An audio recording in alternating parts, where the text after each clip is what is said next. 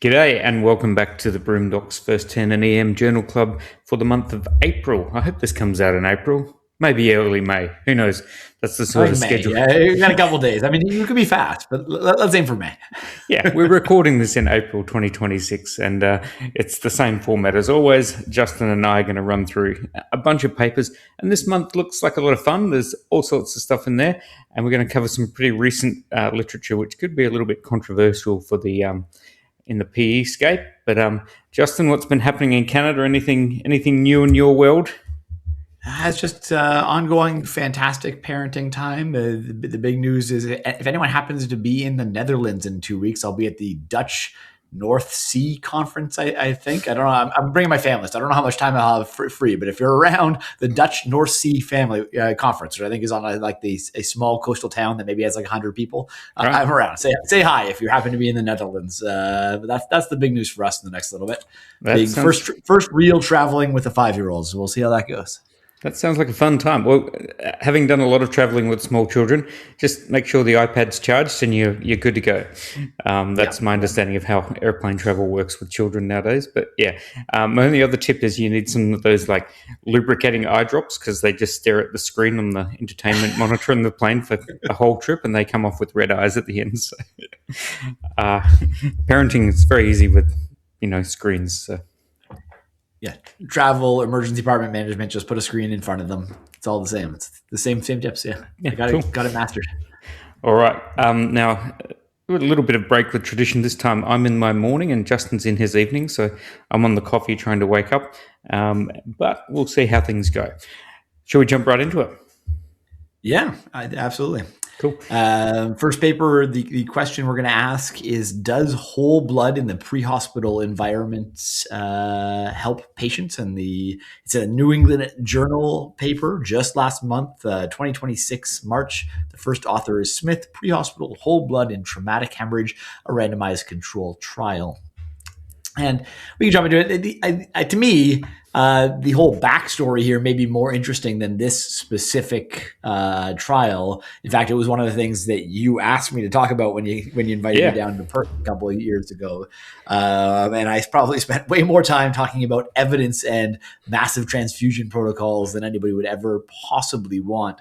But before we actually get into the trial, just as a bit of like priors or pretest probability, my sense is that, we've moved transfusion since at least I started, and that, which means therefore, I guess when you started, has changed a lot, right? Where it used to be just packed cells, and then we moved to this whole idea of balanced transfusion. And I think the semi-controversial take that I have is I'm not sure that balanced transfusion is going to end up working.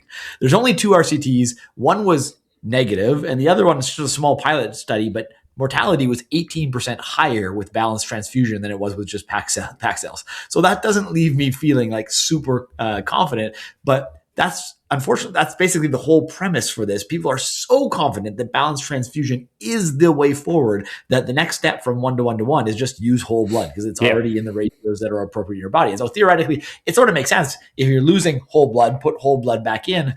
But the flip side, and my concern is the parts of whole blood that are more harmful. Packed red cells, no problem, but plasma and the FFP and the platelets tend to cause more side effects, and that's where everything becomes a little bit more complicated. So maybe a long-winded lead into a hot off the press paper. Yeah. So this trial, it's a really well-conducted trial. From a methodological point of view, doing pre-hospital transfusion is just really hard, I think. And these guys have done an amazing thing. And it's obviously done in the NHS in 10 different air ambulance services. So, good on them for rolling this out.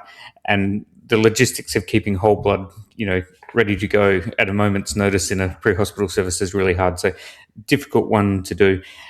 The thing that we usually get upset about with these sort of transfusion trials in trauma is that often they choose the wrong group of patients. So it's the classic Goldilocks principle. If you choose patients that are already dead at the side of the road, you're not going to show a benefit. But if you choose patients that have a lac on their knee, you're not going to show a benefit. So trying to find those patients that are in that nice middle zone. And I think this cohort, from my reading of the literature, is probably close to that middle zone. Like they had about 8% died in the first few hours, and at the 30-day mark, about a quarter of the patients had died. So these are sick patients, but not crazy sick. In that, if you're going to see a difference, this is likely the right population to do the study in.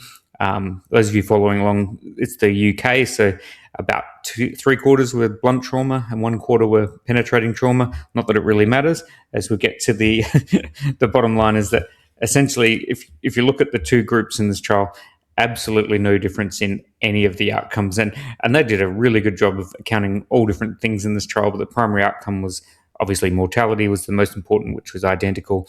But all of their secondary outcomes, how much transfusion subsequently was required, everything down to the tiny little minutiae secondary outcomes, they're all like bang on exactly the same, with the one exception, which was that in the whole blood group, their clotting factors went off a little bit more, so they had longer prothrombin times, which sort of doesn't make sense when you think about it. You'd expect that whole blood's got all this good stuff, but the reality is that the whole blood that they ended up using was about a week older than the other products that we're using. So you're using older blood, and I wonder if that's going to make a difference. But is that just the reality of trying to store whole blood to do this? Is that you're always going to get older products than if you just use stuff which is high turnover like FFP and PAC cells? I'm not sure. Did you have any other? Amazing. I think so. I don't think we probably didn't say how the actual randomization works or what the trial was, which is the crux of the issue to me. So I honestly would just stop there because I think this is how all whole blood trials are going to turn out. But this is not the trial that proves whole blood isn't going to do anything. So despite my preconception and my biases, I don't think this one tells us a lot. And the main reason is it was just 2 units, which is really all you can do. This is pre-hospital stuff, but it's 2 units of whole blood versus the comparison group was 2 units of PAC cells plus 2 units of plasma. And the tricky thing, and then things just weren't controlled once you were in the hospital, because that's the way that the trial goes. And if you have a really sick patient and you have a true massive transfusion protocol, that 2 units quickly get swamped by whatever, 10, 12, 15 units in the hospital. Or you get the flip side, which is they get to the hospital and often you don't get to that critical administration threshold. You only need 2 units. But at that point, who cares? Like you just weren't going to get enough blood where this comparison matters. So to me, I don't think anybody who really believes in whole blood thought before this trial that 2 units was going to be the thing that was going to be life-saving, which makes it unfortunate because it's a fantastic trial. But if we really can agree that 2 units was never going to make a difference, it makes this massive effort somewhat more problematic. And I guess the reason they did it, the NHS is the place we talked before. There has been pre-hospital trials with just a small amount of plasma that showed massive, unbelievable mortality benefit. And then that was conflicted later. So I think that was probably their logic. One previous outlier study gives you the idea that you might be able to find something, but you need to coordinate with the trauma centers and be like, we're going to continue this on throughout the entire transfusion period.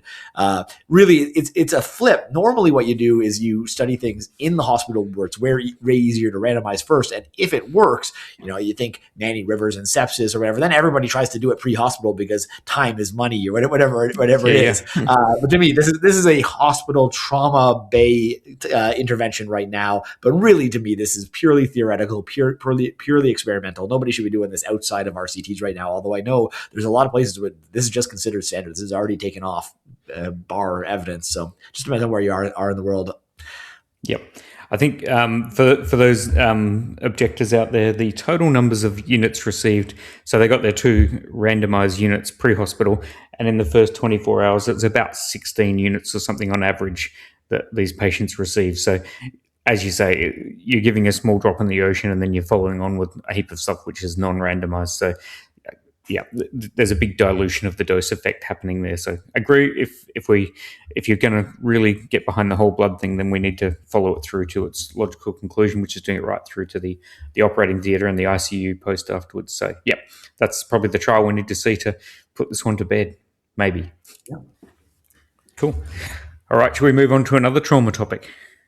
Yeah. Yeah. Next trial is this could also be controversial in the fomosphere, but this is a paper entitled Early Blood Pressure Targets in Acute Spinal Cord Injury, a randomized clinical trial. This was in JAMA in September 2025.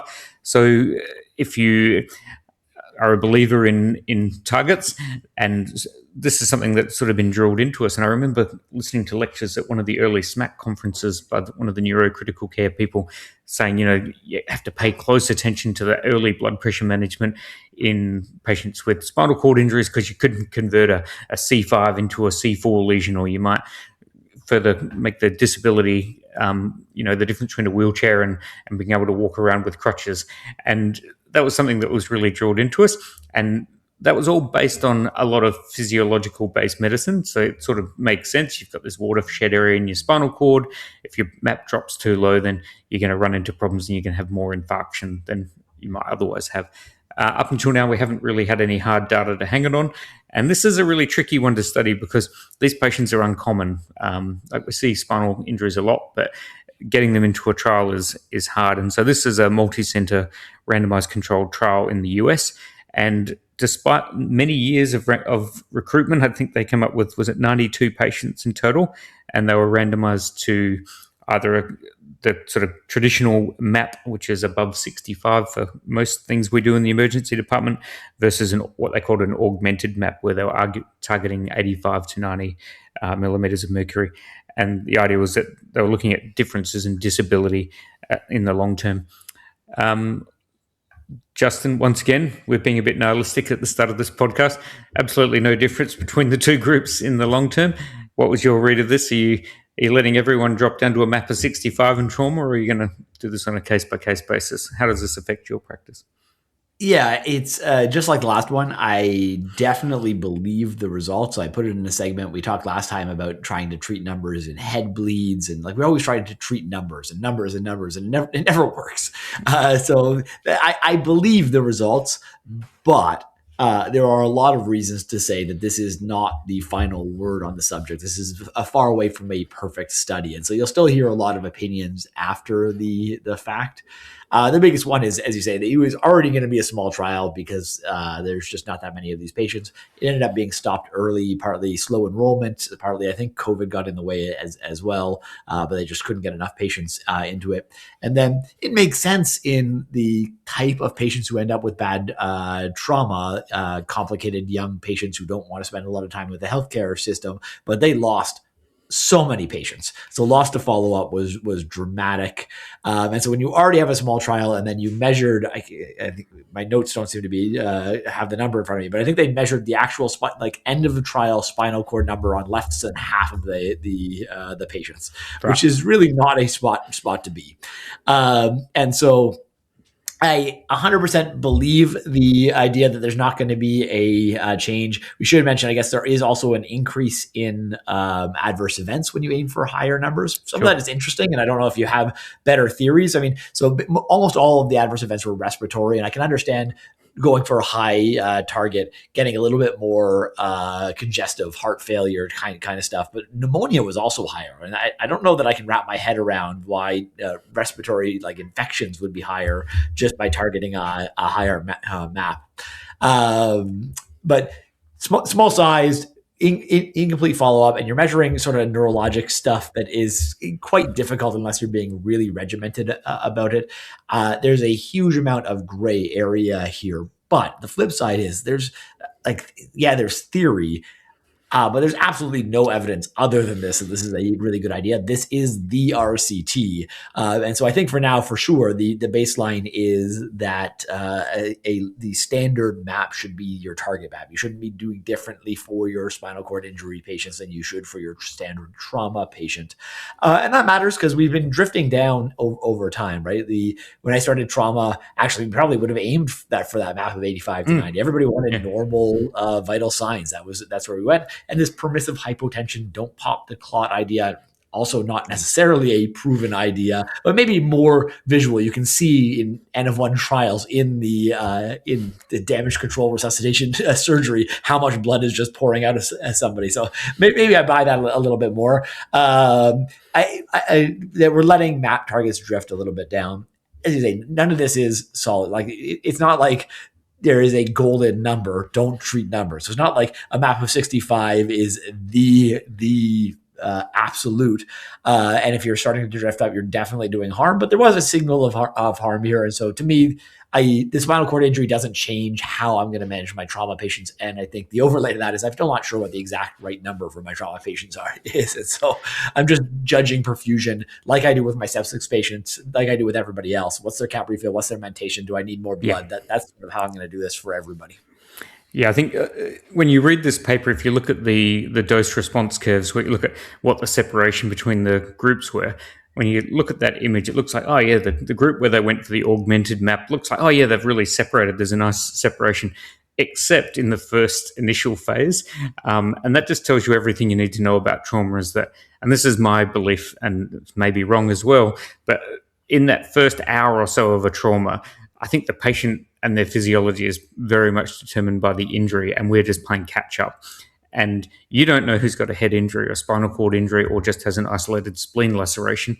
And so before you get them through the CT, which is in my world the first hour or two, I don't really think I have a lot of control over what's actually happening to the patient's physiology. Like I can react to it, but it's very difficult to make a map, 85 or 70 or whatever. Like the patient, especially in young trauma patients, they pretty much set their own map and you fill them up with blood products and their map stays exactly the same, but their perfusion might get better. So I don't know that map's actually the right measure for that early phase of trauma. I think it's more about flow and perfusion, which is very difficult to measure with a single number. So I'm not surprised. And I think, like I say, it's kind of like the targeted temperature management trials for arrest. Like we do all this stuff looking at whether cooling people was the right thing to do, and it turned out it wasn't. It turns out just not letting them get a crazy fever is the right thing to do. And I think it's the same with this. Like targeting a map is cool, but I think just avoiding really low blood pressure is the right thing to do for people with any sort of neurotrauma. Is you just want to make sure they're not going down to 40 because that's definitely bad for their brain, we think. Whereas I don't know that aiming for a perfect map is an achievable or realistic target in trauma. And I think this trial sort of shows that as well, because they couldn't do it in the first few hours of this paper. Yeah. Yeah, I'm trying to look it up. I can't remember right now exactly, because one of the big strengths of this paper is that they did do the blood pressure for a full 7 days, like the full ICU course, which I think is a good idea if you're really worried about perfusing the cord. But that means that a lot of this is now in the ICU. When you're in the trauma bay, I know how you're managing blood pressure, right? You're managing blood pressure with blood products. You're resuscitating the patient. But I can imagine by day 2 or 3, they may be going a great deal more into the vasopressor realm. And that always worries me. And I can't see the numbers here in front of me. I'm trying to search as we talk, how they manage to get these up, because I'm not convinced that vasopressors do what we think they're going to do. We get a nice mean arterial pressure, but are we actually decreasing perfusion to the cord by causing vasoconstriction in smaller arterioles down the line? And so to me, it really matters how you get that target.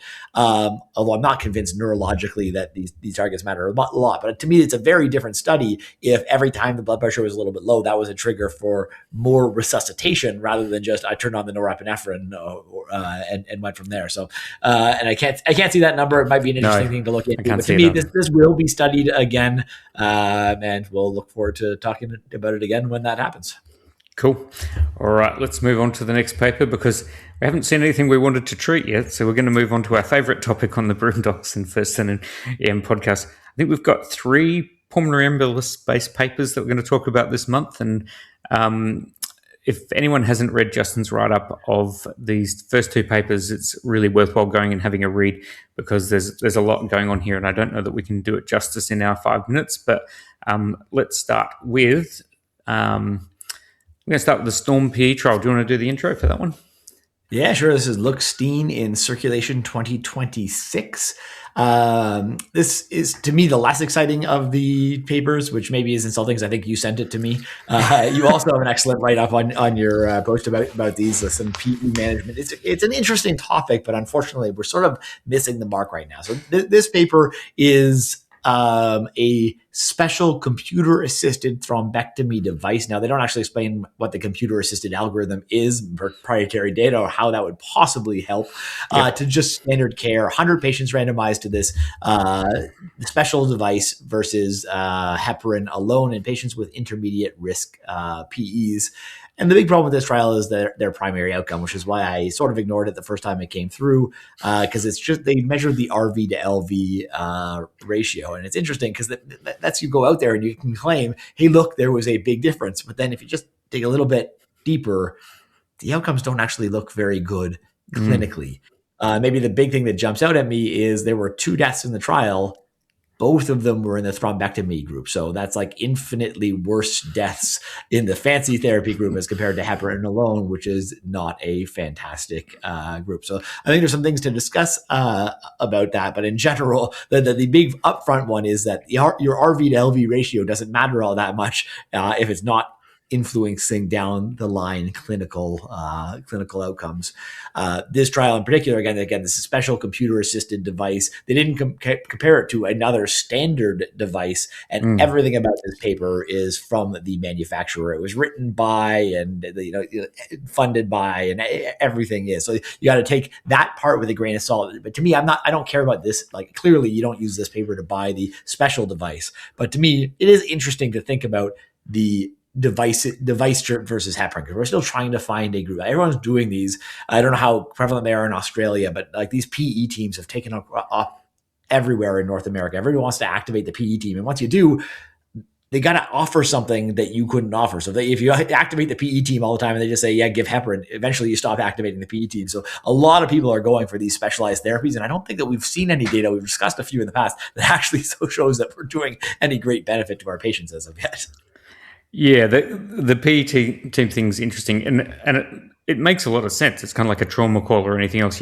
You want to get senior decision makers at the bedside as soon as possible, which I think is a great idea, and I have no problem with rolling out PE teams, but we have to base it in the data, and we're in an interesting place in Western Australia at the moment in that there's really one centre that's doing this sort of stuff, like with retrieval devices and mechanical thrombectomy. And now the question is, do you send a patient from a perfectly good hospital 2 hours drive away, or in Broome 12 hours flight away, to a centre to get a therapy which is more expensive, may kill you more often, and you're not really sure. So it's a really interesting place we're in at the moment. And if anyone wants to hear my strong thoughts on that, you can go and read my blog post on this, because I think my answer is that we can probably do pretty well without these fancy devices at the moment. I don't think we're there yet. But anyway, we'll move past Storm and move on to the next trial, which is Stratify, which is...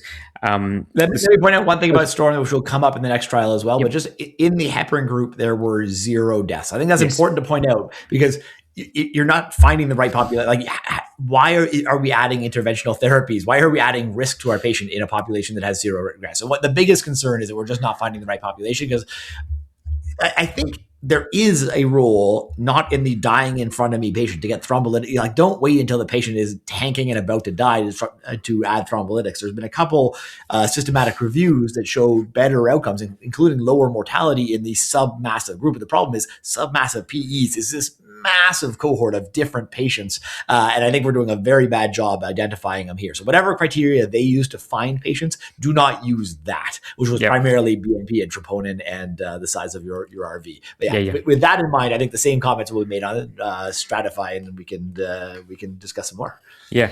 I think for those of you that haven't been following the PE literature, the American Heart Association, and there was a big collaborative that put out a new stratification tool just a few months ago.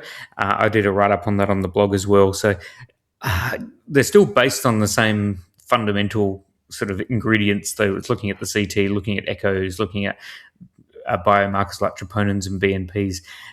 And I think the subtlety of these patients, working out who is actually crashing and who's turning the corner in the right direction, isn't hard to represent by putting a line in the sand and sort of classifying patients. So this is something that's still a little bit too subtle for the literature to pick up, I think. So I think we're that's probably the key here. Is your job as the emergency physician is to work out which of these is going in the wrong direction. And it's a very dynamic process, RV dysfunction, in that it can sort of spiral out of control. So you want to see which way that patient's heading over a period of time. And that's hard to do at any one point in time, I think. So tricky one. Yeah. They're aiming for, and unfortunately, it's almost the exact same argument I have against decision rules. They're trying to come up with some objective criteria. And by doing objective criteria, you end up using bad tools. Like, nobody's really assessing PEs using a troponin. Like, yeah, it's like an thing, but that's not the thing that tells me PE sick or not sick. I've never ordered a BNP on my PE patients. It just doesn't come up there. It's a very complex decision, but honestly, I don't think it's that hard. I've seen some very sick PE patients in my life, and I've seen patients where, like, I think if I was you, I would want thrombolysis. This is a guy who fainted twice before coming in, because so clearly there's some hemodynamic stuff going on. It's the ones who have, if you were looking for specific numbers, that heart rate is higher than the blood pressure. They're tacking along despite an hour of heparin. It's the clinical parameters, and it's the story, how sick they're feeling and how they're progressing. This is clinicians need to be clinicians. I don't know why we have all gotten so freaking nervous about just making a decision as a doctor. So everyone wants these tools and these scoring systems. And to me, I haven't done a full review of the AHA guidelines yet, but it just smacks of decision rule to me. Let somebody else make a decision for me by slotting you into these things, rather than just looking at the patient being like, yep, you are the sick one, I'm going to do something for you, versus everybody else where we just sit on our bloody hands. Okay, maybe that rant wasn't planned as part of it, but it is. I think honestly, this doesn't feel that hard. For some reason, like, basic tachycardia were exclusions in all of these, but like, those are the sick patients, right? They're not the hypotensive where we know you need it. If you're tachycardic and not looking all that well, like, these are the patients that you should be looking at. Yeah. So I think what the outcome of that is that if you're not sure, you should just phone Justin and he'll tell you what to do. No, but you need to be an emergency physician. You need to look at the patient in front of you, and that's what it comes down to. Since we're on a rant, the last big PE that I diagnosed was a completely fit, healthy patient who would have been PERC negative if they weren't sort of just over 50. And their symptom was that for the first time in 20 years, they were scuba diving and they had to abort their dive because they felt a little bit more breathless than usual in that initial descent on their dive. And in no way in the world is that like ever going to be on a guideline. But I was looking at this patient going, that's actually a really significant symptom for this guy, because he's like, a really good diver, a very fit, healthy person. And so, that's one I'm going to work up, because that's like, there's clearly something going on with this person. But you can't put that into a guideline. So it's tricky. And that's what we get paid the big bucks for, is working out, who's really got a problem and who we can just get away with. Yeah. All right, I'm going to stop talking. So the Stratify trial is a Danish trial. They randomized, this one was 200 intermediate patients, and there were 3 groups in this trial. So there was the heparin alone, which is good because we're like in a sort of traditional control group. There was a low-dose thrombolysis, which was 20 milligrams of alteplase over 6 hours, which is really at the low end of what I would normally think of as low-dose thrombolytics.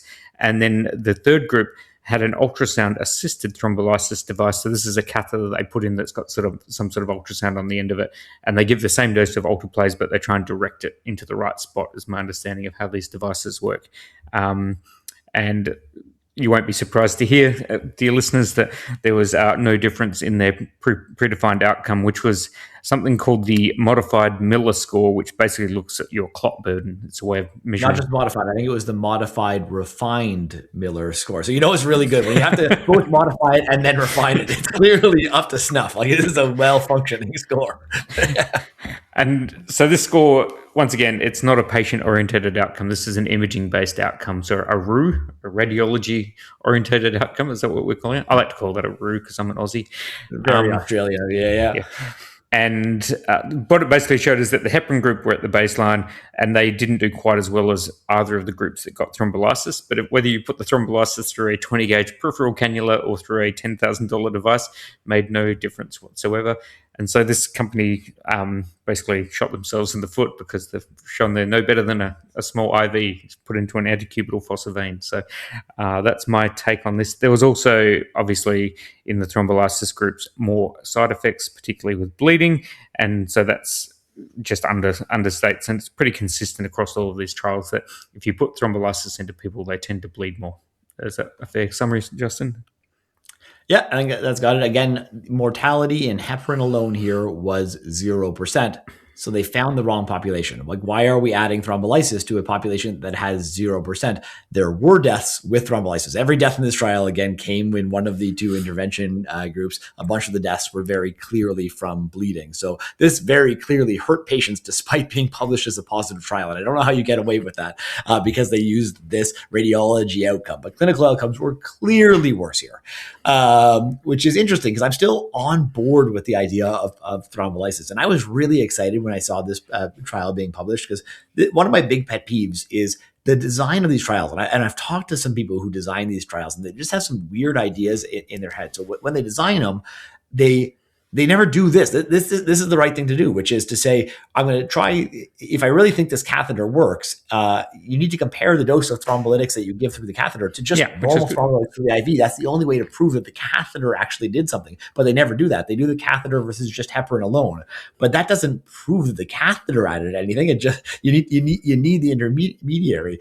And then there's been a few trials that do compare it to IV thrombolysis, but they use dramatically different doses for some reason. And so, they're like, our harms are way less when we use the catheter. It's like, but you gave them 1/10 of the dose of thrombolytic. So this trial is the way you should design it. If any researchers actually listen to us, this is the trial design. You give the exact same thrombolytic dose through the catheter and intravenously, and you compare it to a proper standard care group of heparin. That's the way we're going to show a benefit. And I am almost 100% sure that the IV dose is going to be the thing that is the best. It's never made any sense to me that a catheter delivery of thrombolysis would make any sense. Like basic physiology, your entire blood circulation goes through your pulmonary vasculature. So it's not like like delivering localized thrombolytics makes more sense than the brain when the carotid artery is only getting 10% of the circulation, less than that, or the coronaries or somewhere else. But the lungs get everything. So it just doesn't make any sense that I have to do an invasive procedure to get it a little bit closer. And then sure, you're releasing it right there, but within half a second, it's you have blood flowing, it's gone, and it's going to recirculate again. So to me, it seems incredibly clear that a peripheral IV is going to be just as good as a catheter for thrombolysis. There's still an open question about the actual going in and pulling out the clot for sure. And then if you're going to give it through the IV in these patients, again, we're not talking about the dying patient. So you talked about this being a really low dose. In the dying patient, that's when you talk about the standard, the half dose. We went from 100 to 50, and then people are talking about bringing that down to 25 as quarter dose. But if the patient's not dying, and I'm just worried about them because their heart rate's 160 and they don't look that good, this is what I would do. My problem is I'm an emergency doctor, and so I don't get to make this decision alone. But if I was going to be with the patient for the next 12 hours as working in Broome or on the step down unit or whatever it is, and just give 2 units an hour, to give 2 at a time, see how they respond, give a little more. And because you can always add more lytics, you can't take it back. And if they're not dying, and if you transition from heart rate of 160 to now they're crashing hypotensive, you give the whole dose. It's really easy to escalate. And it's, so I've never understood the give a fair amount of lytics. I love this. 20 milligrams over 6 hours is a very reasonable dose to me. So to me, if we can find the right population, if we can find a population who has a mortality in the 5 to 10% range, it's not the I am about to die on you, my blood pressure is 30/40, but there's a true mortality. I think this is the right way forward, but we're a long way from proving that is sort of my thoughts. Absolutely. And just to be clear, this 20 milligrams either through the catheter or through the drip was given over 6 hours.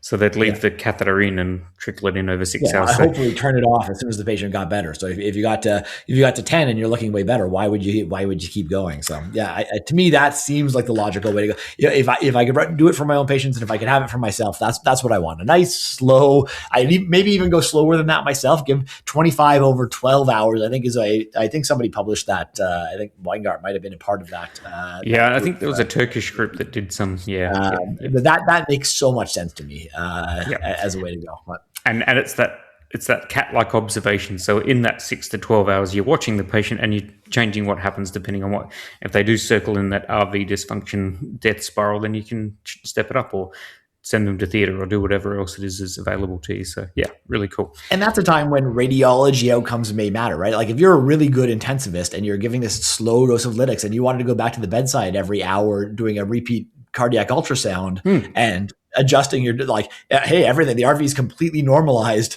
Maybe they don't need any lytics anymore. That makes some sense to me. Like it's obviously evidence free, but that makes way more sense than making it the primary outcome of a trial. But anyway, that's not really my world. And so right now it's mostly a debate because there seems to be a big difference of opinion between intensivists and emerge docs about where exactly this comes in right now. We all agree hypotension, prolonged hypotension, really sick patient gets a lytic, and the vast majority of people, we all agree, do not get a lytic. It's just there's those ones in between where it's a big judgment call, and my judgment never seems to be on the same page as the person taking over care. So I just hope that it turns out to be some cool echo thing that I can do that makes the decision, Justin, because then I feel useful again, which is nice, because I think the echo is a nice dynamic thing that may be useful in terms of radiology, because you can't keep firing these patients through the CT. And we've all seen these patients that come in with massive, really proximal PEs but look fine, and other patients that have like a smaller PE and yet they're crashing and burning in front of you. So it's such a dynamic thing that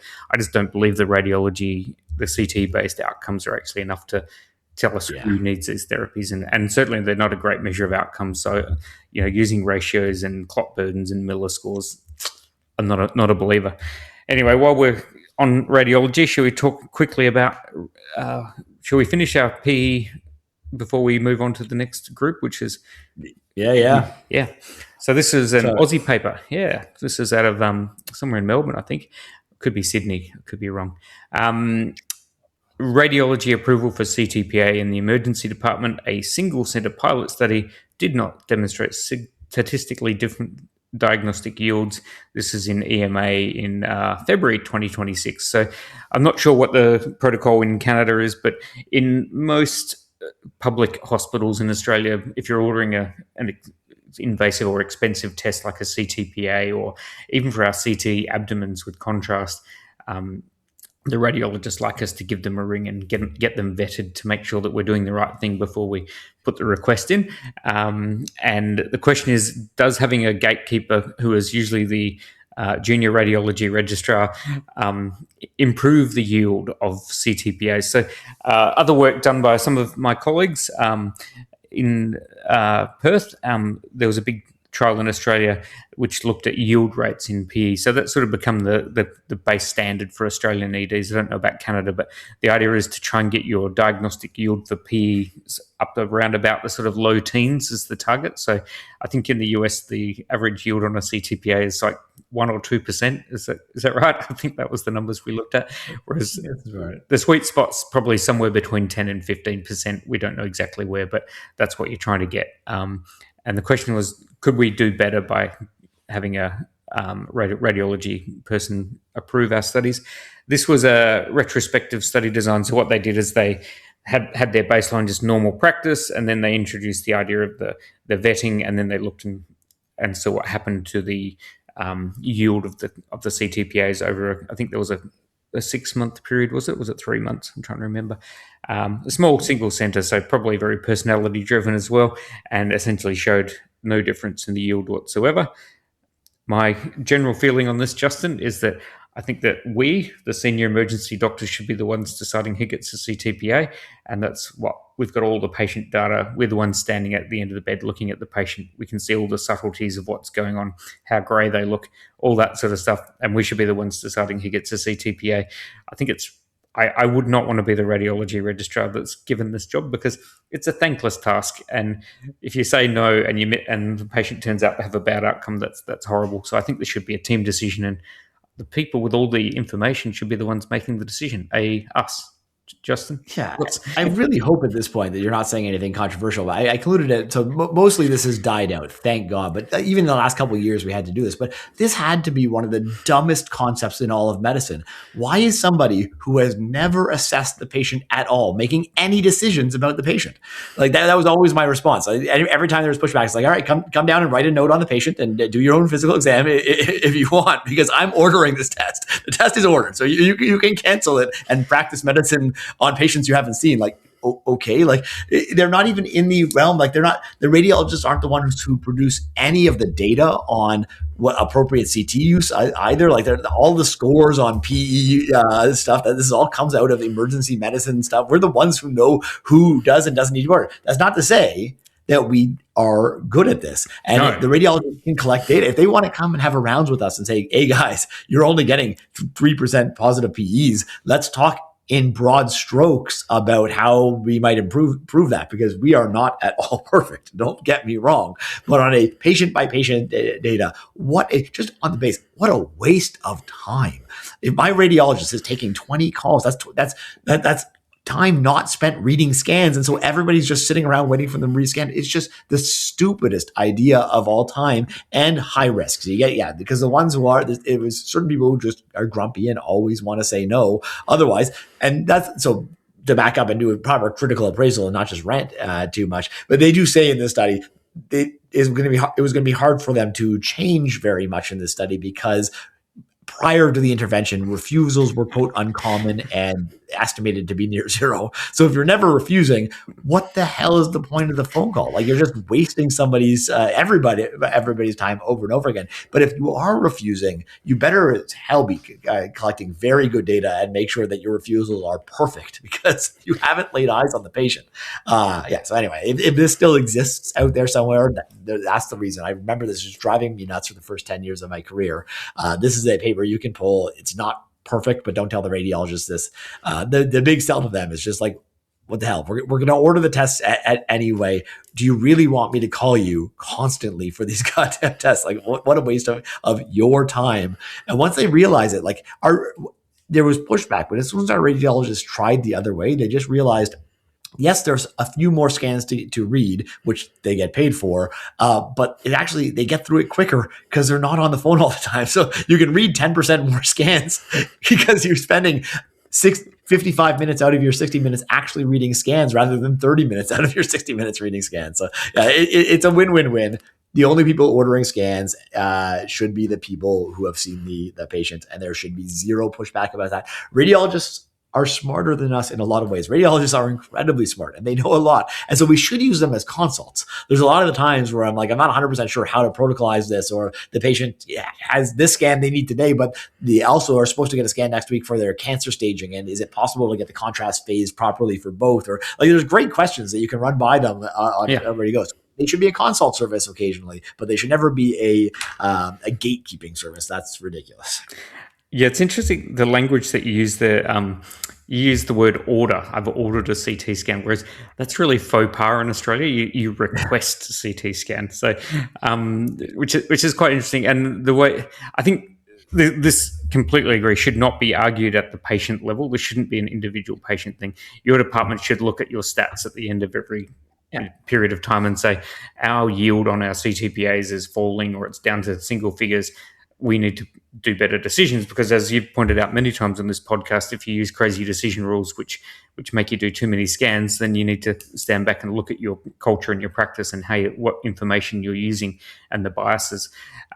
So you need to really be careful about that. But asking the poor radiology team to get involved, it might be nice to chat to them. I'm sure they get lonely in those dark rooms late at night, but maybe that's why they wanted to be involved. I don't know. But this is something. Make sure I'm alive once an hour, please. But this is something that should be done at a departmental level, looking at your data. And if you're achieving yields of 14, 15%, you're doing the right thing. Just carry on with what you're doing. And it also depends on the demographics. And as we said with the previous paper, when we were having a little rant, if a senior sensible decision makers looked at a patient and gone, gee, this one's not following the bell curve or not following the trajectory, I think I need to get more information, then that's how you get it, by doing the scan. And it may not be based on something that you can tick a box form to get through the radiology gatekeeper. So I completely agree. That's the way it should go. And yes, more power to our radiologists to get on and do what they're good at. Perfect. All I right, think we agree there. So let's move on. let's move on. This next one you sent me, so I'll introduce it to you, and you can tell me what caught your eye about it. It's quite interesting. So this is from April of this year. So we actually got to a paper in the same month that it was published, which is really Wow. quite something. This is by McKetton in JAMA Psychiatry, April 2026, entitled "Mirtazapine for Methamphetamine Use Disorder: A Randomized Control Trial."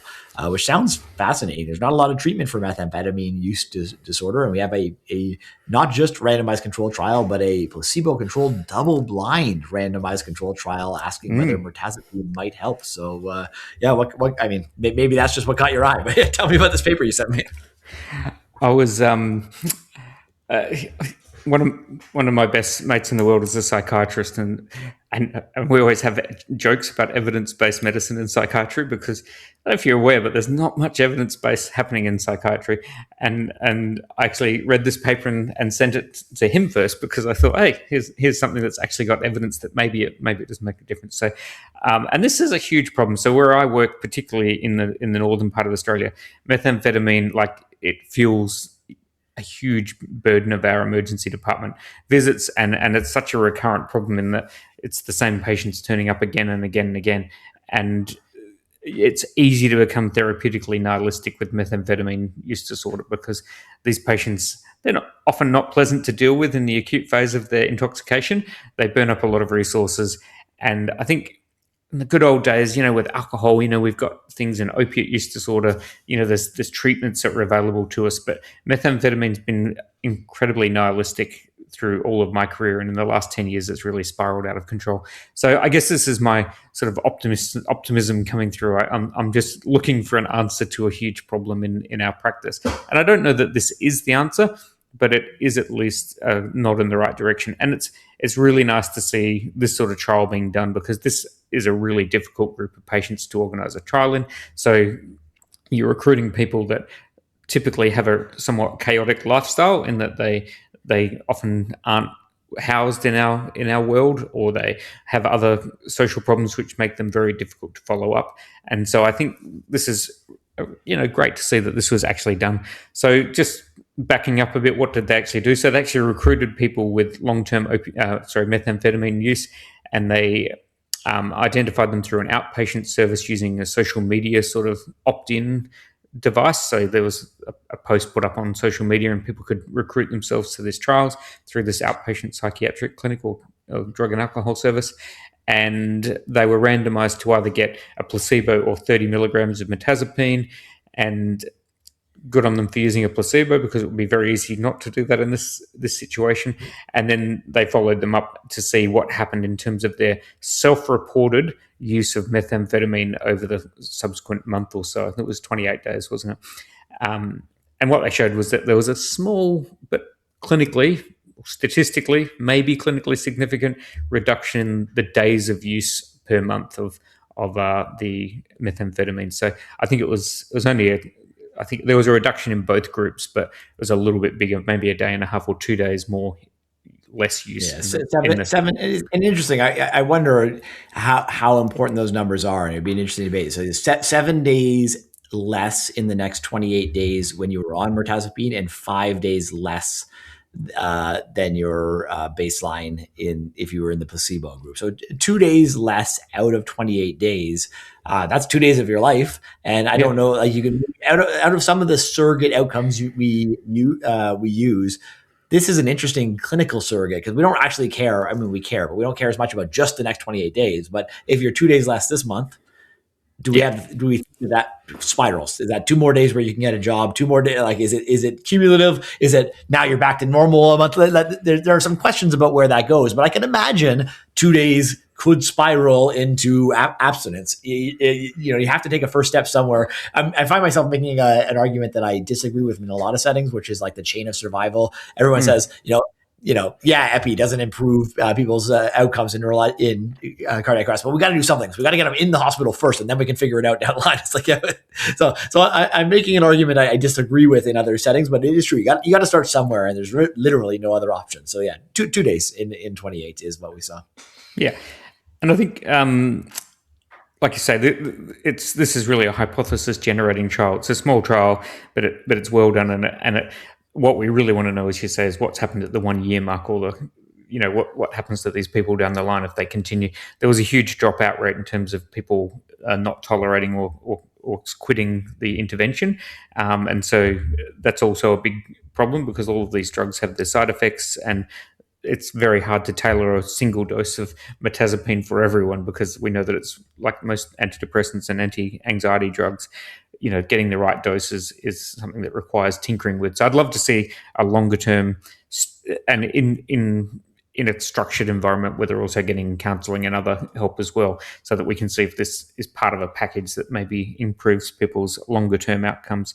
It was interesting. The main side effect that people reported as an adverse side effect was weight gain, and we normally say that's a bad thing, but in my experience, people on methamphetamine, usually if their BMI is too low, and a little bit of weight gain may mean that their appetite's improved or that they're eating food better, because maybe that's a positive. So it's hard to say. The insomnia did show some benefit, and you really want to look.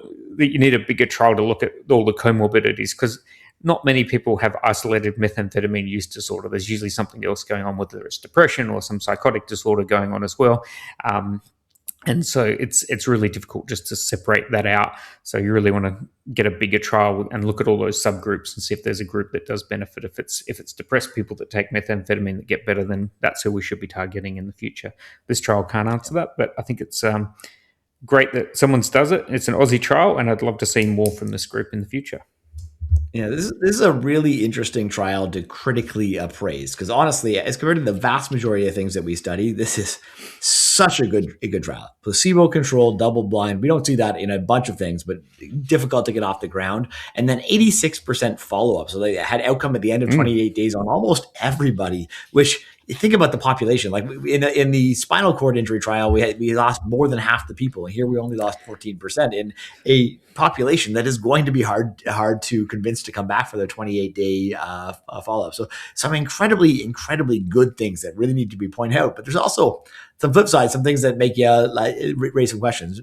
To me, the weirdest one. So it's self-reported use, which normally would be concerning, but they did a placebo-controlled double-blind, so self-report, sure, but they don't know what treatment they're on, and so it shouldn't matter. Yeah. But there are some things that make me wonder whether that blinding really worked. And you can easily, even if it wasn't just like they were looking at using envelopes and unblinding in the trial methodology, you can imagine maybe they just knew because they have side effects from the medication or whatever. But none of the secondary outcomes were different at all in this trial, at all. And that includes some things which I don't want to get into whether drug testing helps or is accurate or anything like that, but they did do saliva testing, and there was no difference at all in the rates of methamphetamine use based on quote unquote objective testing. So that's interesting when there is a difference in what they're reporting, but not a difference in the measured, more objective thing. Is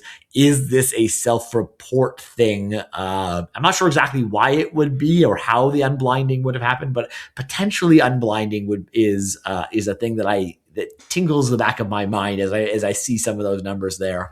And then the other thing just to keep in mind, if you're thinking about this in the emergency department, the fact it's sort of hinted at by the fact that they had 86% follow-up in this population. These were very dedicated. These were people who wanted to get off methamphetamine. These were volunteers, right? It was flyers or social media. You had to volunteer. And so the people we are usually seeing in the emergency department are less likely to be in that state of mind. And therefore, the results may not generalize perfectly to them. And the only reason that matters is there's no other options. So I'm interested in this therapy. Now, drugs are really interesting to me as a complete aside about how they happen. We have very similar human beings with very similar financial situations, but it's only opioids around us. I mean, a little bit of meth because it's going to get in everywhere. Whereas across the other side of Canada, I know in Edmonton and Calgary, there's a ton of meth because it's so cheap and so easy. But we just don't see it. So I don't know how much I'm going to be able to test this out. But there are some side effects potentially here, and it's not like this is a completely free intervention. And so you have to consider that critical appraisal and whether they're actually going to take it and whether they're the same kind of population as you're seeing here.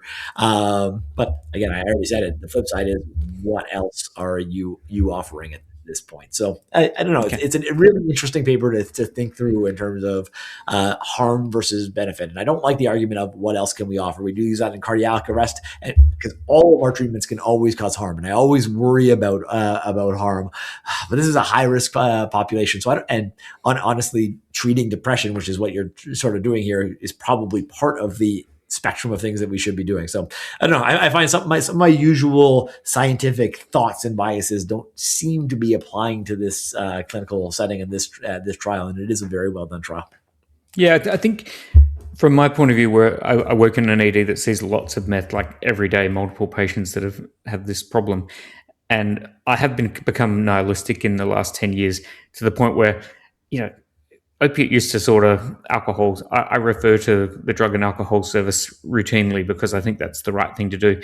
But I've always been a bit nihilistic and thought, well, there's no point in referring these people because there's not much that these people can actually do for them at the other end. So I think this trial, probably the reason it caught my eye was because I think maybe, as a team, we can sort of say, well, if the next 100 people I refer, if 3 of them get off meth, that's awesome.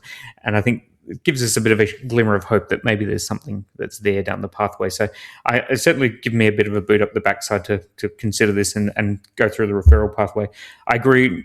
The screening using saliva or urine drug testing is pointless. And if you look at the numbers in the trial, like they were still using meth like more than 3/4 of the days. So of course the drug screens are going to be the same. So that's not the right metric to be measuring at all. So anyway, if the patient is a big principal thing that I teach all of my junior doctors, if the patient tells you that they've taken a drug in the last couple of days, just believe them because they're probably not lying about it. Don't worry what the drug screen says because that's usually not the right answer. Just ask the patients. I find you get good answers if you just ask the right questions. Well, and nobody knows what they're actually taking anyway. Sure. It's not like they cooked it up themselves, which is our biggest problem. I agree with you. I think hope for clinicians is a big thing. I enjoy treating, or have in recent years, opioid use disorder because a large number of people do say yes to getting started on Suboxone, and it does seem like it has the chance to change lives. Unfortunately, it's sort of like an antibiotic resistance story. It's getting so much harder in Toronto. I don't know if it's there in Australia, but everything has medetomidine in it now. And so you can treat the opioid withdrawal with no problems, but they're also going through this horrible medetomidine withdrawal. And so they basically say no to the Suboxone and get the hell out of there and get back on their street fix. And so I'm actually getting more nihilistic about opioid use disorder because the Suboxone is not working because there's dirty mix of crap that maybe dealers are doing on purpose. Weingart also had a long piece about that. Like, why do people put all these different chemicals in there? But if you have specific chemicals that you go into withdrawal unless you come and use my stuff, it's interesting. A lot of tangents for me tonight. I guess late night, Justin, is tangents into random areas. But the point of it was, the keeping clinicians non-nihilistic and engaged in care and feeling like we have hope for our patients, I think is beneficial for our patients as well. So I think that is an important point from this paper. Cool. All right. I think it's time to move on to our favorite segment of the podcast where Justin rants about non-inferiority trials. Because I hope that you got the point of this paper because, oh my God, non-inferiority trials are dumb. But let's not get too ranty first because people do want the question. So this question was, is a fancy new antibiotic Zoliflodacin, whatever, is it non-inferior to ceftriaxone plus azithromycin in the treatment of gonorrhea? Because gonorrhea has antibiotic resistance everywhere. We got to look at new antibiotics, and this is a new kind of antibiotic that works through a completely different pathway. And so the idea is maybe this will be a good use. The paper is by Lucky et al. In Lancet 2026, entitled Zoliflodacin versus ceftriaxone plus azithromycin for the treatment of uncomplicated urogenital gonorrhea, an international randomized controlled open label phase 3 non-inferiority trial. And it basically is just that. They were patients with proven gonorrhea were randomized to either this Zoliflodacin. Normally I'm better with drug names, man. I think I said it. No, you're not. You're terrible. Anyway, listen, Sri Lankan surnames. 3 grams orally versus your standard ceftriaxone 500 milligrams IM plus azithromycin in outpatient clinic setting. And the interesting thing about this paper is we can just stop. We can conclude Zoliflodacin is non-inferior. But they don't actually point this out. But actually, they prove statistically that it is inferior. It's not inferior, but it's inferior. And that's why I love this paper so much. I guess I'll finish that point before I let you jump in. So the cure rate with ceftriaxone plus azithromycin, so the gold standard was 96%. It was 91% with, I'll say it something different, Zoliflodacin. I don't know why the accent came out in there. 91% versus 96%. The absolute risk difference was 5.3%, and the confidence intervals go from 1.4 to 8.6. So if you're paying attention, that doesn't cross over zero. And so they proved that ceftriaxone plus azithromycin was better. But the way non-inferiority trials work is you get to set a margin, and they set their margin at 12% here. And because the 1.4 to 8.6 doesn't go past 12%, they also get to say that it is non-inferior, which is why non-inferiority trials are dumb. They're not actually testing non-inferiority. They're just testing whether a new treatment is not much worse than an old treatment. And here it's not much worse as long as you're willing to accept that margin of 12% worse than the standard of care.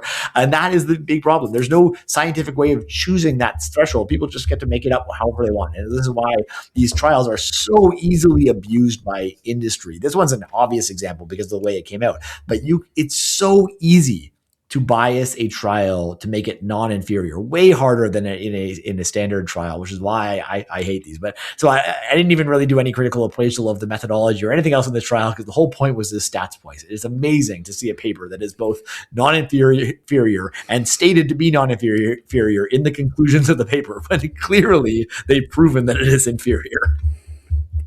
Yeah. So I've got a journal club coming up next week with my trainees up in Broome, and I actually assigned this paper to them for the same reason, because I want them to do the critical analysis and work out why this is dumb, but also because I wanted to work out how to pronounce Zoliflodacin. I probably should have known before we started recording, but I should have at least pronounced it once. Like, it's amazing. Like all those words that you never say out loud. I read it in my head a bunch of times because I always read literally that was the first time while we hit record that I said it out loud. So no, we don't prepare a lot. I'm giving away all the hints or the secrets of our podcast that our preparation phase is underfunded. We'll put it that way. I have a theory that I can't pronounce any drugs that were discovered after I graduated from medical school, and I'm sticking with that. So that's getting like a longer list as time goes on, unfortunately. So anything that ends in mab, got no idea. So this one, I'm going to go with Zoliflodacin. Yeah, that sounds good.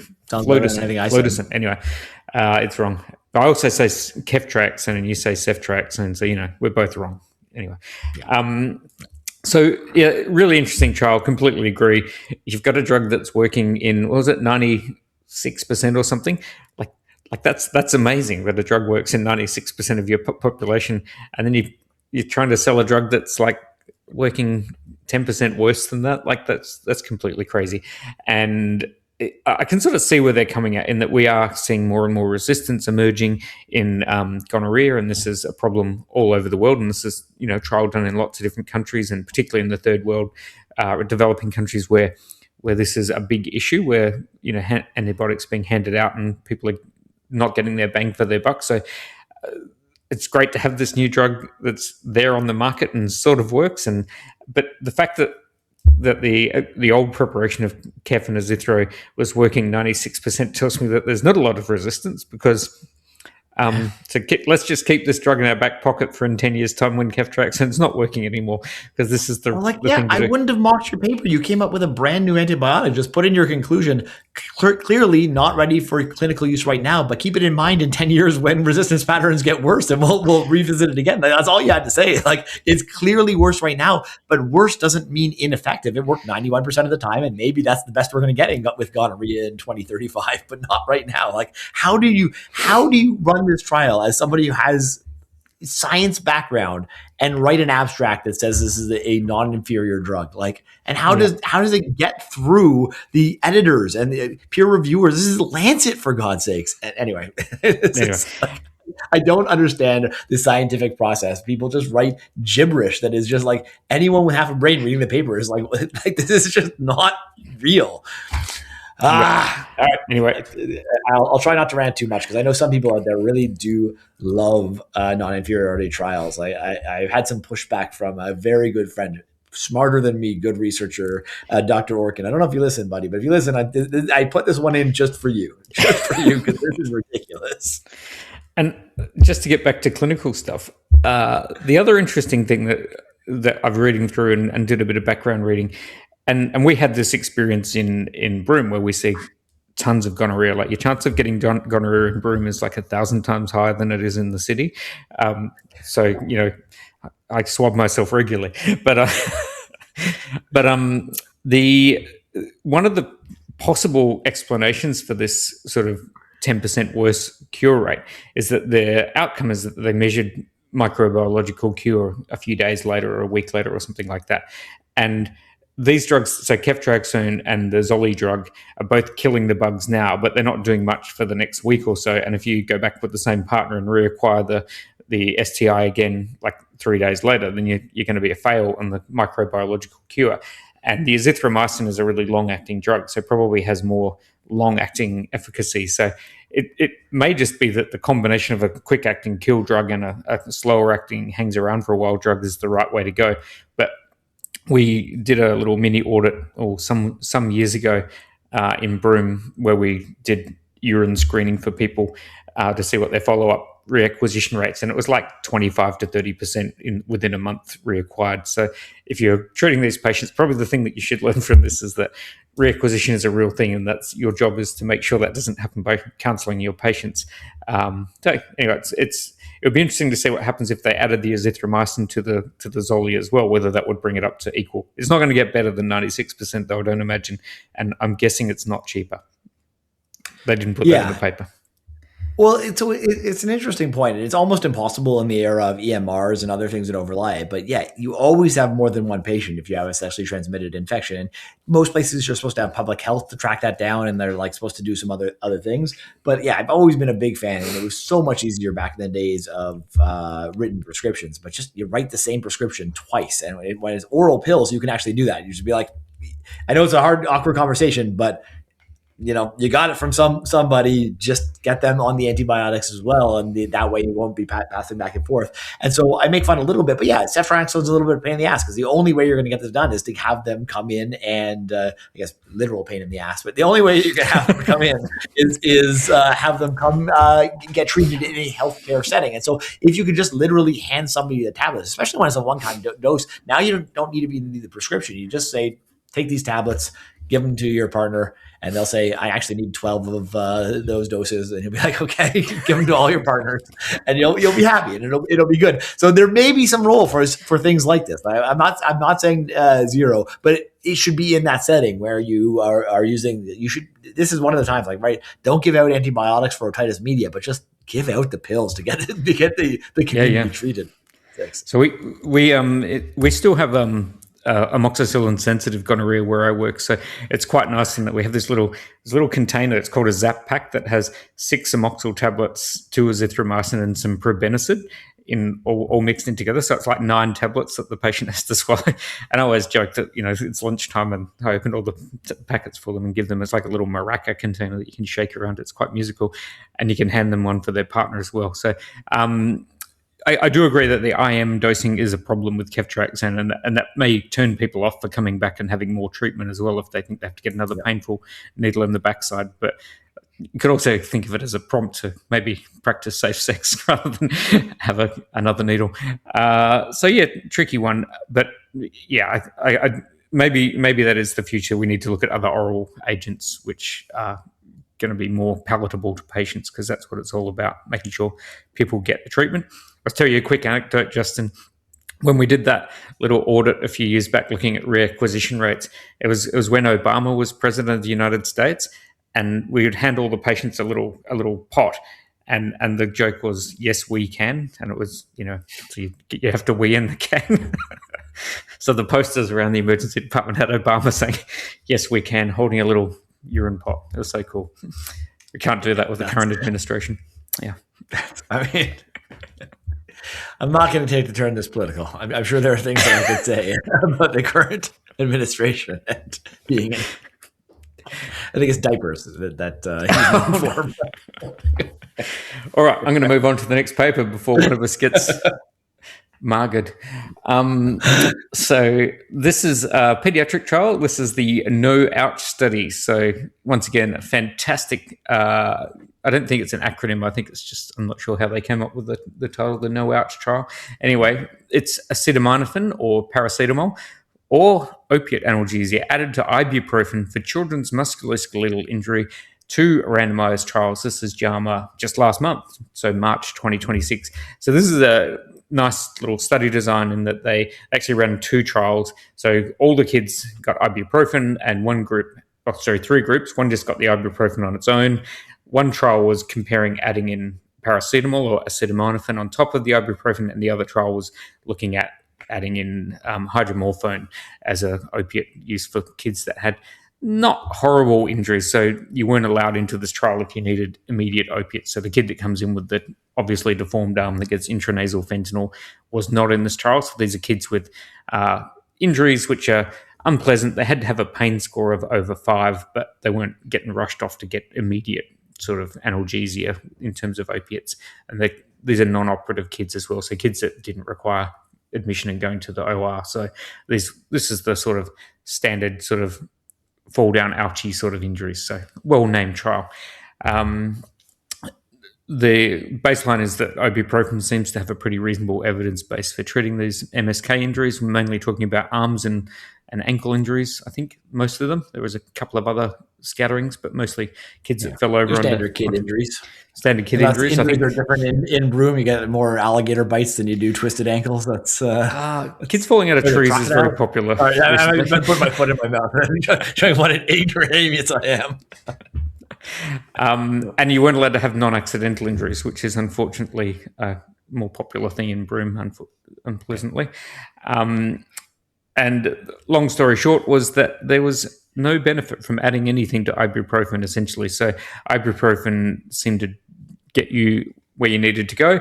Everyone got some pain relief, a mild amount, but adding in other agents didn't add anything apart from side effects, essentially. Justin, are you going to be giving out more hydromorphone in your emergency department?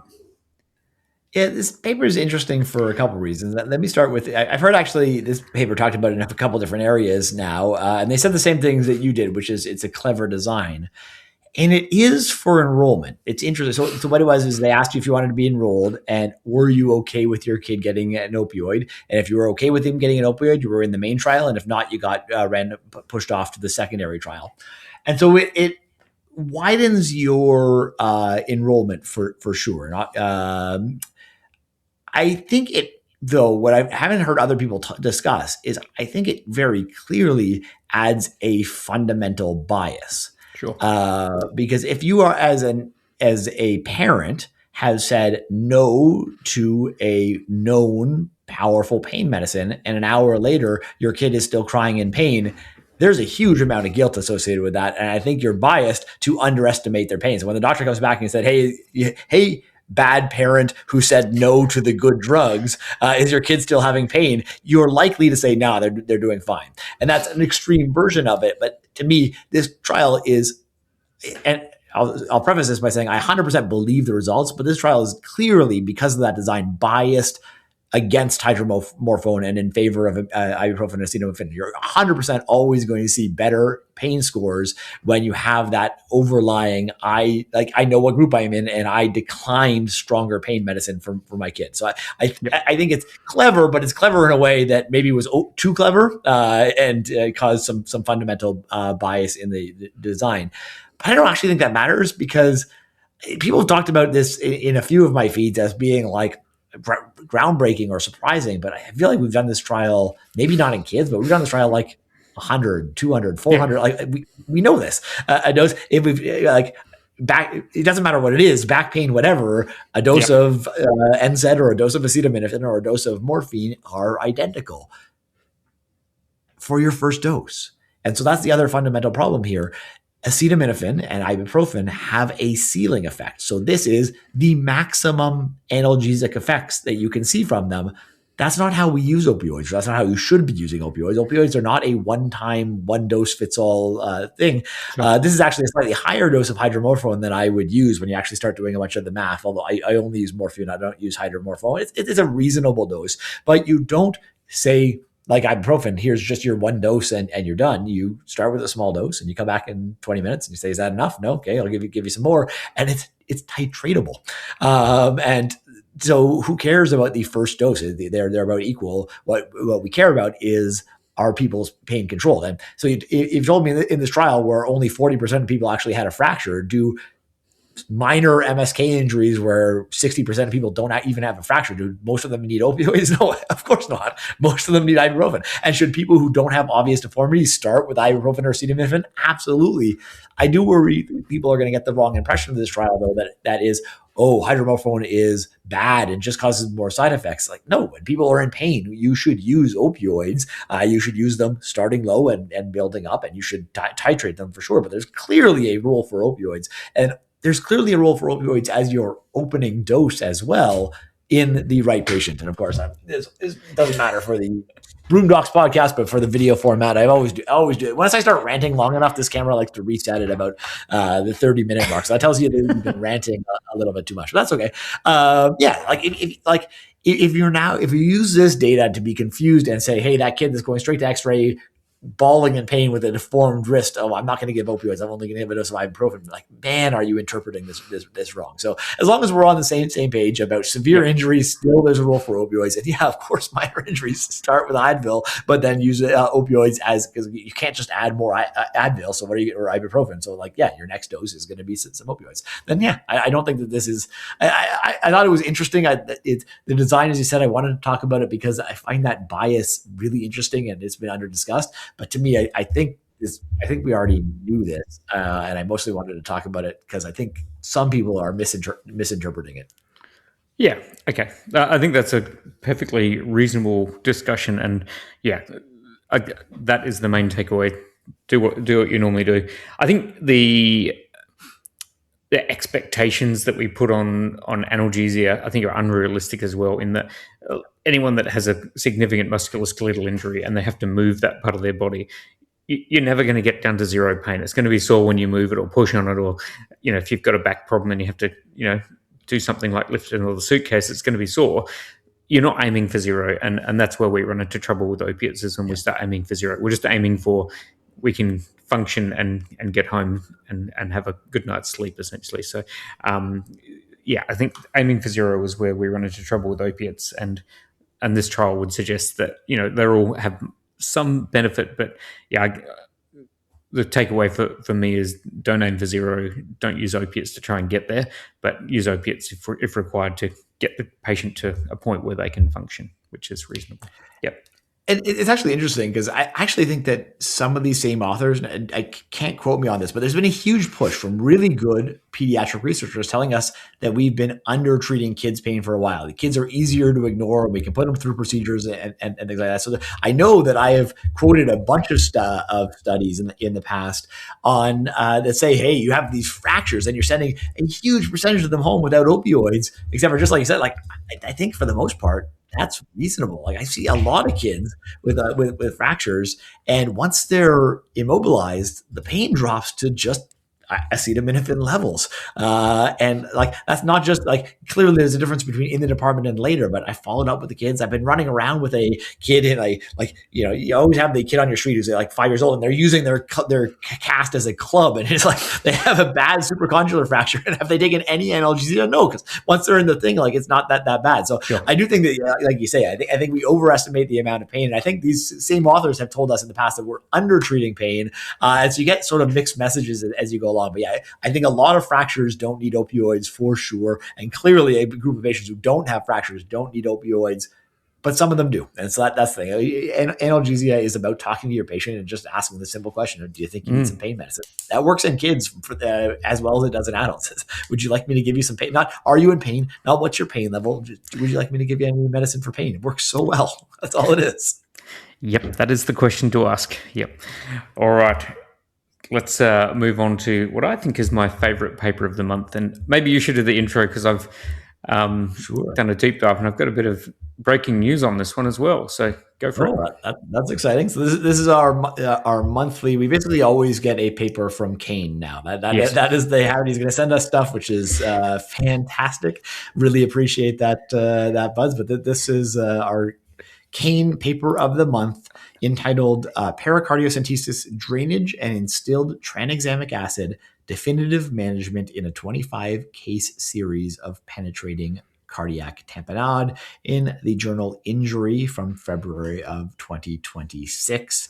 And basically, it says right there, they're just discussing a 25-case series of patients from pretty austere settings. So this is from Gaza in a war setting where, standard everywhere else you work, if you have penetrating trauma and tamponade, like clinically proven tamponade, and I believe them here, they're talking about hypotensive patients with ultrasound confirmed pericardial fusions and signs of tamponade, that generally requires a thoracotomy. That requires an operating room somewhere, but they state in their local area, there was a single surgeon working, and in the war setting, you just physically cannot be in the hospital 24 hours a day, 7 days a week. And so they thought they were temporizing with these lines, but it turned out a lot of people were doing well. And so they just report on that data that they had a bunch of patients where they put in a catheter and didn't bring them to the operating theater, as you would say down under.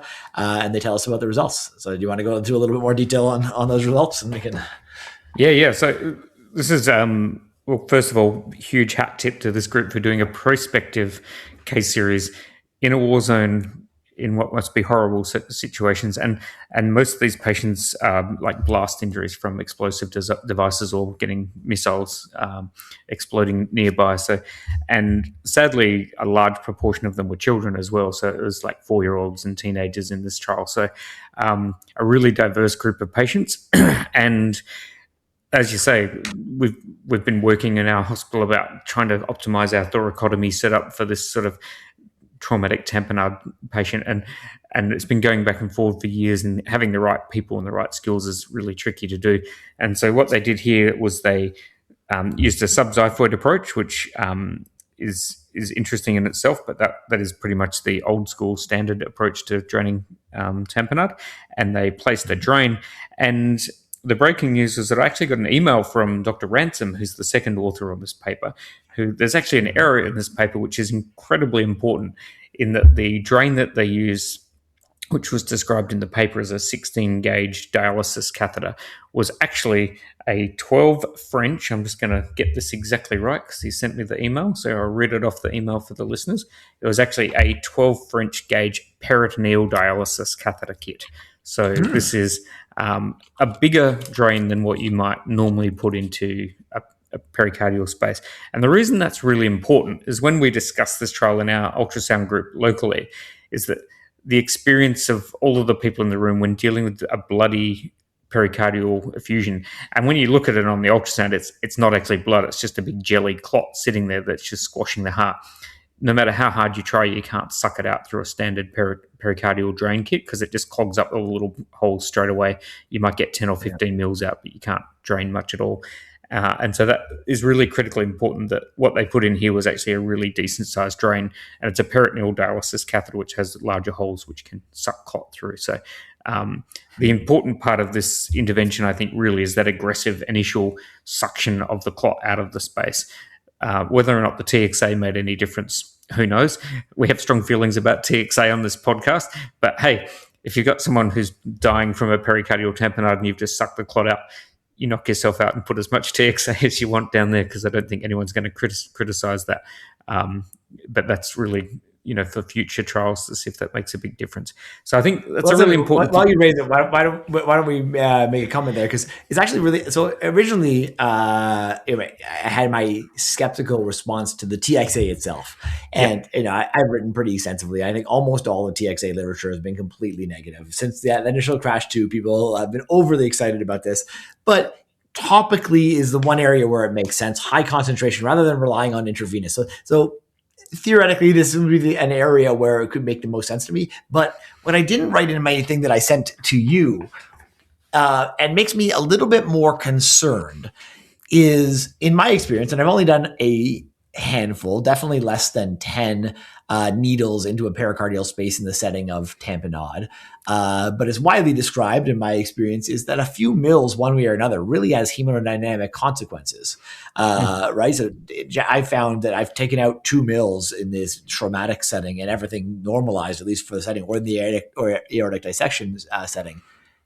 They put in 10 mils of TXA back into the pericardial space. So when you have a tamponade, and the whole idea was you were treating tamponade and you're worried about it, putting 10 mils back in actually sounds like a lot of volume to me. So 1 gram doesn't worry me. And if we can get that hyper concentrated, that doesn't worry me. But I do worry that there is potential harm more than in epistaxis or in other areas that we use TXA. If people just sort of follow this blindly or think that TXA is required, the volume more than the actual drug concerns me in this setting. But anyway, if you look at the numbers, the actual evacuated volumes, it's even in the 4-year-olds, they're evacuating like 120, 150 mils. Yeah. So, I think if you've done that aggressively and then you put 10 mils back in, you're probably fine. So, and obviously the adults, the volumes were sort of 300, 400, 500 mils. So, 10 mils, I'm not too fussed about. And if you're watching the ultrasound, as they did serial ultrasounds. So, I would be reluctant to push the 10 mils in before I sucked out at least 50 or 60 mils because you don't want to make the problem worse. I guess my main concern about this paper, and it's an excellent piece of work, and I think this is the sort of paper that we need to see to sort of move what is the standard teaching, which we've had for I don't know how long, and think in resource poor environments, can we do this? And 0 of the 25 patients they did this on required a thoracotomy, and none of them died from pericardial tamponade.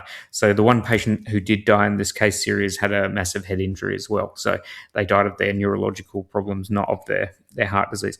So this is definitely hypothesis generating, and in a place where we maybe don't do a lot of thoracotomies, and even in my big shiny quaternary hospital where we don't do a lot of trauma, we're definitely better at putting pericardial drains in than we are at doing thoracotomies in the ED, and particularly in a place like Broome, that's goes without saying. Like I'll do 1 thoracotomy in my career, but I'll do plenty of drains if I get the chance. I guess, and they mention this in their paper, is that there's a big difference between a blast injury where you might have lots of tiny little bits of red hot shrapnel going through your chest versus someone getting stabbed with a hunting knife in the chest. And I think if you've got like 10 little tiny holes from shrapnel, TXA and a quick drainage may be the thing that fixes you. Whereas if you've got a 3 centimeter laceration in your right ventricle, I'm not sure that this will stack up in the same way, and we don't have that data from this trial. So it would be interesting to see if this translated into a centre where we're dealing with more stab wounds or blunt trauma from MVAs, for example, where we got different sorts of injuries happening, or in our probably isn't going to work in our dissection cases, which are probably more common in terms of bleeding in the first world. So interesting hypothesis generating, and I'd love to see a bigger trial done in a proper tertiary trauma centre where they randomise people to initial thoracotomy versus try this for 24, 48 hours and see what happens. It would be interesting, but I'm not sure I can translate it directly into my practice, but I think it definitely paves the way for someone to ask this question in a bigger trial.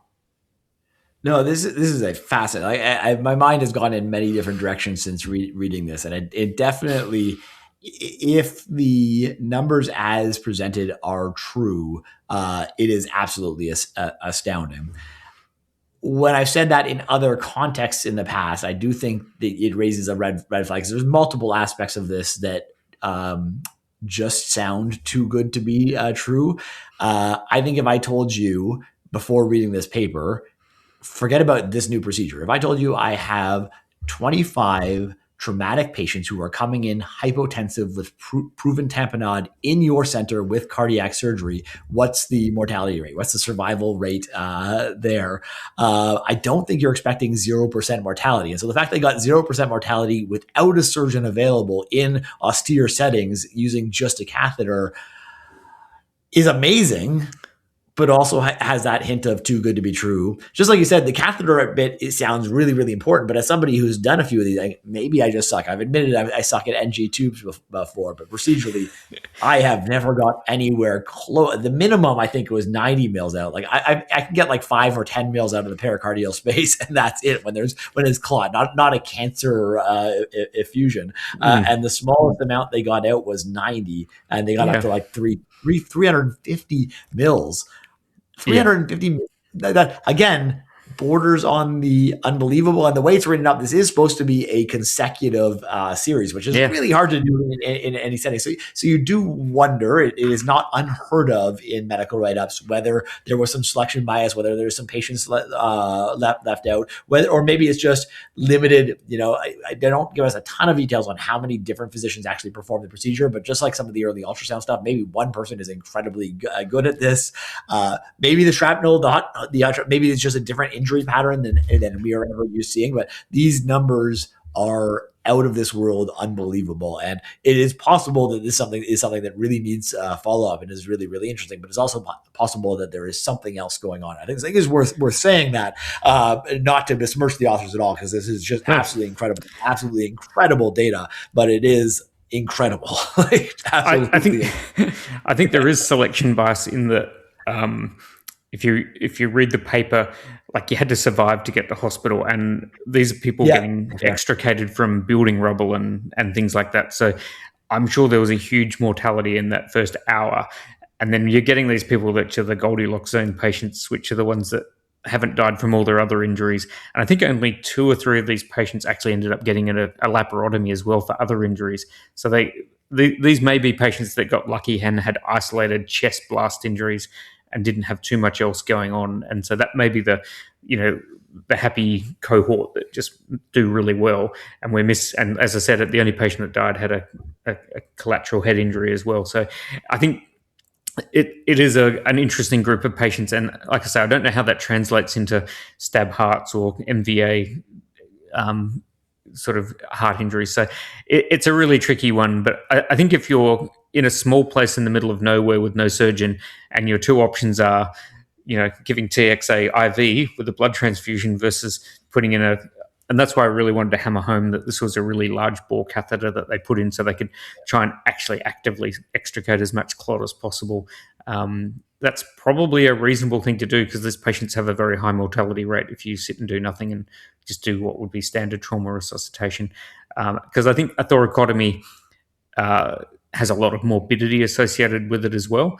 And so of the survivors, you can actually very easily do harm doing a thoracotomy, whereas you can obviously do harm with this, but I think that the downside of doing this is a bit lower.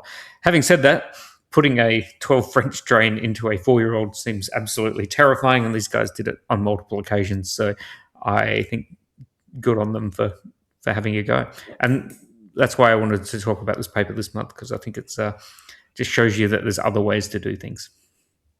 No, and I think I can't remember the exact comment you made, but most of the time in medicine, the right thing to do is a lot of nothing. Sit on your hands, wait for things to get better.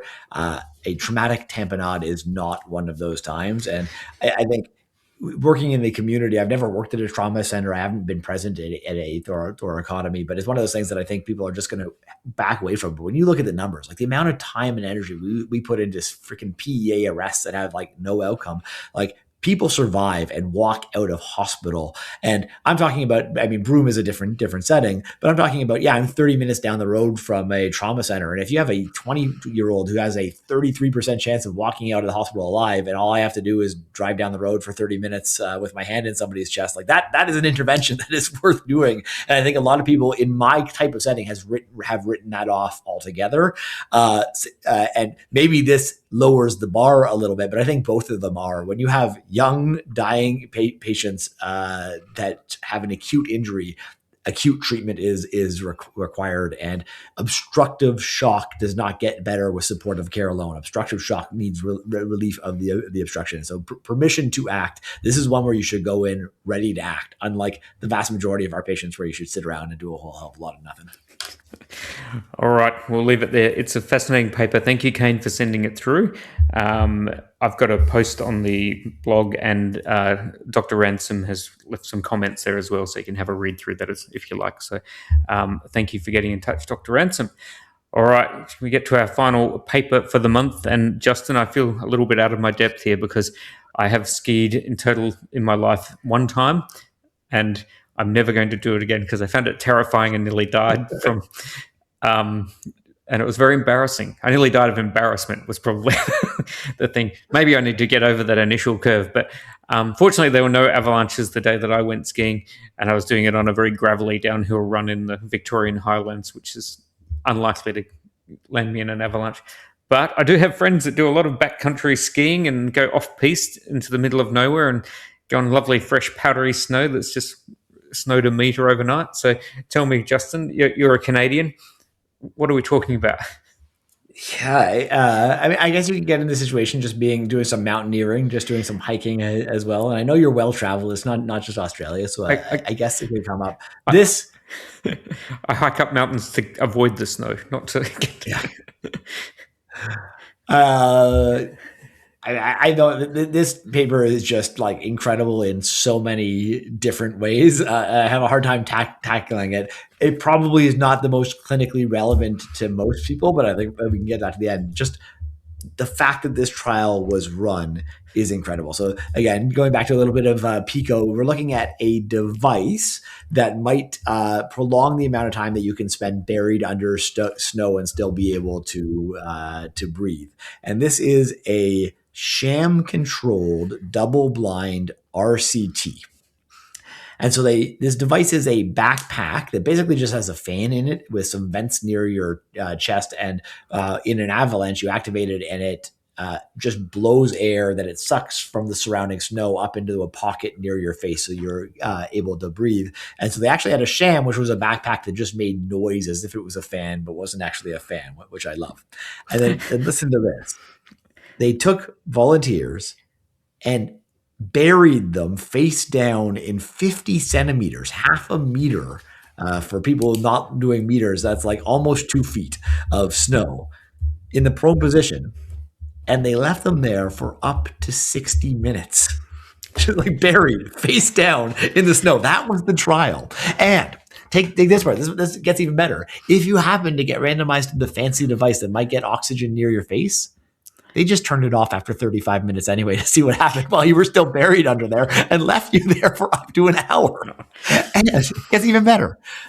The primary outcome, your SATs had to drop below 80% for them to pull you out. That was the outcome. SATs below 80%, or some other things. Like if you thought this was stupid and you asked uncle. Oh my God. Who was the we can't get basic RCTs off the ground through our research ethics board, and this just went. And I should mention, I'm even more impressed by this trial. Sham controlled double-blind RCT, not manufacturer driven. This is just some guys who love mountain medicine. Do I have the name of the thing? It's like the Institute of Emergency Mountain Medicine or something like that, which is so great.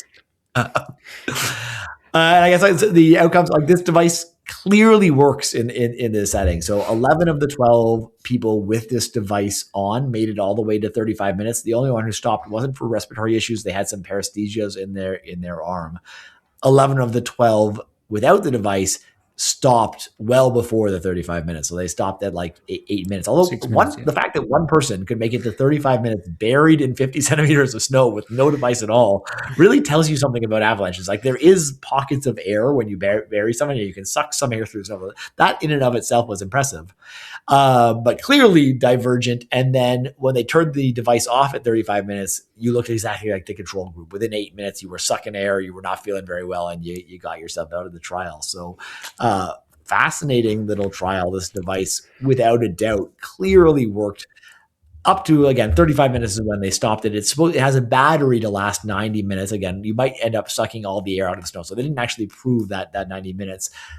what we can get into some bigger questions about like how often this is going to come up and the cost for, let's say, but it's an interesting little device. So before we get into like the number needed to treat and all that kind of stuff, the anesthesia brain, like just ventilatory mechanics, does this make sense to you? Like I'm so surprised that you can survive buried in snow. Like it doesn't make any sense.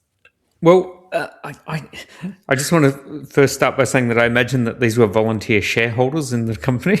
Like that's the only way that I would be volunteering, is if I was going to make some coin out of it. They said not. I think there's no manufacturer involvement. It's just some mountaineers. I have done a lot of mountaineering, and it's fair to say that those guys are hardcore. Like the proper hardcore mountaineers, like they're just made of stone, most of them. And yeah, I could definitely see them, getting involved in this. I thought I went down a total rabbit hole on this, and I've actually done a whole blog post on avalanche survival because mainly because I just found the whole concept completely foreign and just wanted to understand it. And I'm just going to describe the curve of survival so that you can sort of understand where this device may fit into this. So we talked about chain of survival. This is the death toll of survival, or non-survival, I should say. So, and this comes from like some really huge data sets. So the Swiss have got like 1,600 avalanche burials in a single data set over a lot of years. And there's a Canadian paper as well that compares how well the Canadians do with the Swiss. So if you're interested in this, go and look at the BroomeDocs website on this. But about 10% of avalanche victims die from the initial trauma. So they get hit by a tree or something and die straight away.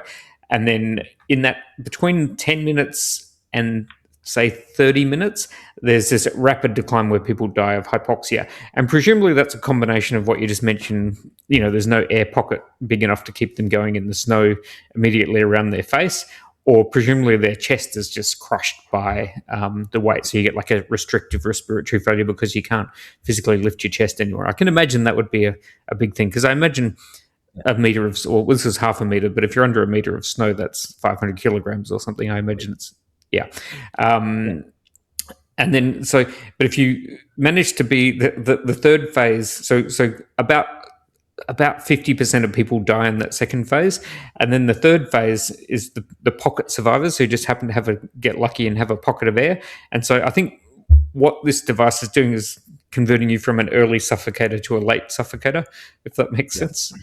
So instead of dying in that initial 10 to 20 minutes where you just suffocate, you're dying in the next phase, which is basically you get hypothermia about the 90-minute mark. So people that make it through to 90 minutes die of hypothermia. So at least you've got, half an hour or so of moment there just to contemplate your life choices and wonder why you didn't do scuba diving instead of avalanche backpack skiing. Because I've done a lot of scuba diving and I've never felt short of breath once. So it's quite meditative, actually. So I think that's what this trial is doing. And so then the question is, if you're buying yourself an extra half an hour of suffocation time, you need to get dug out of the snow so you don't die of hypothermia and eventually suffocate or have a cardiac arrest. And that comes down to how quickly you can get pulled out of the snow. And so the two ways to get pulled out of the snow is, one is that your friend is with you and has a shovel, and that is the best way to do it. And it turns out that Canadians are much nicer. They're much more likely to dig people out of the snow. So do you carry a shovel with you at all times, Justin, when you're up country? Or? I mean, sadly, yeah, you don't know. You can't drive around Canada without a shovel in your trunk, or your car's going to get stuck at some point. So you got to have a shovel. And it goes back, not anymore, but snowboarding. Yeah, in the early days when we weren't allowed on the main hills, we had to take our own. We all had shovels strapped to our backpack to make our like jumps and things like that in the backcountry. So actually, yes, almost always went snowboarding up until when I was like 25 and realized that this is really dumb.